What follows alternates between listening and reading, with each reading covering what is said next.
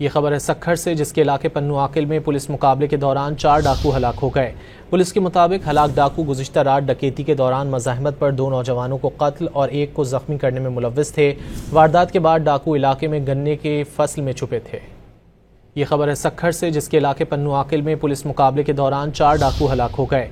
Police के मुताबिक हलाक डाकू गुज़िश्ता रात डकैती के दौरान मज़ाहमत पर 2 नौजवानों को कत्ल और एक को जख्मी करने में मुलव्विस थे।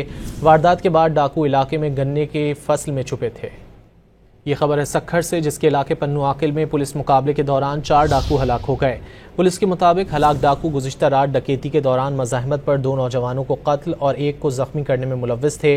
वारदात के बाद डाकू इलाके में गन्ने के फसल में छुपे थे। ये खबर है सक्खर से, जिसके इलाके पन्नू आकिल में पुलिस मुकाबले के दौरान 4 डाकू हलाक हो गए।